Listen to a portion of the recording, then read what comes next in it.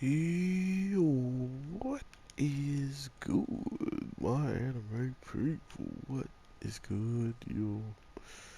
Guys, we are getting pretty close to the end of it all when it comes down to some of these shows, not all of them, but this week's episode is just like a reminder of how far we've kind of come, and it's all kind of reaching full circle to a point where we didn't even know what Meliodas was, but what we did know about him is once he tapped into some ability that he had, it was even capable of scarring Immortal, who has been completely blasted into bits and regenerated with no scars.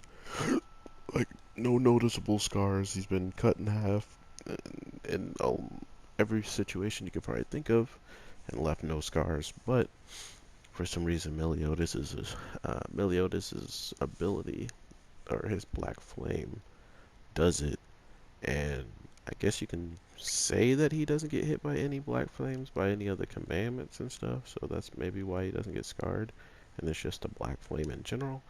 But I feel more or less it was because of how ridiculously strong Meliodas was at the time, and when he was pushed to a point where um, anything could become a problem. Like, for instance, someone getting the sword that locked away all the commandments off of his back, and that triggering him enough to want to, like, take out even a comrade. You know, like, you cross the line, and I'm going to show you what that means.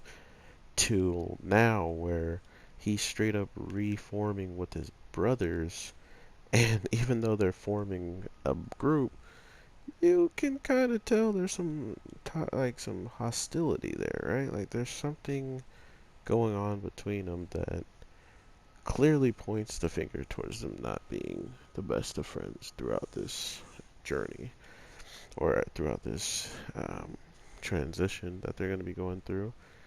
Not only that, I don't really see what uh, his brother wants with Elizabeth, which is interesting. The older brother, I think.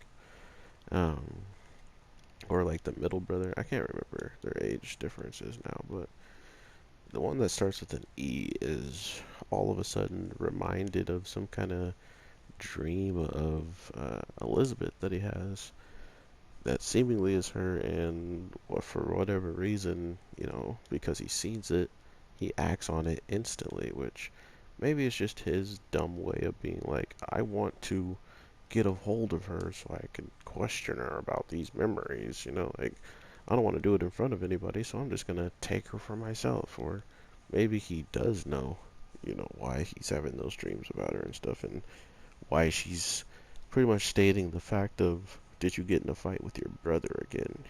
Like almost indicating that again and again they have seen each other and she's heard out his, bickering or whatever you want to call it about the two. So it's these types of things that have me pretty hopeful for what we're going to learn about that. Like, I don't really know where they're going with that, but seeing Meliodas absolutely just dominate both of them after everything we've kind of been through from here till, uh, you know, him having to try his best, him having to train, him having to get his abilities back that were locked away, all these different things he had to do just to get to the point where he was stronger than some of them and capable of taking them down, to all of a sudden now being right back in a position where it feels like no one in the whole entire verse can touch him besides the people that always were above him, which was the king of demons and the goddess, the queen goddess. So trying to beat those people, as we saw him attempt with Elizabeth, clearly wasn't the smart thing to try to do, right? So it's now in their hands to pretty much show us how far um, one demon who is not even um, in a position where he needs to, you know, he's in a position where he needs to do this and get Elizabeth's, curse lifted or whatever, anyway he sees fit. But what he doesn't know is if this is actually the definitive thing to do at the end of the day, right? And you gotta love computers that just keep going low because it works one time. So let's see how many lows we get. There's one.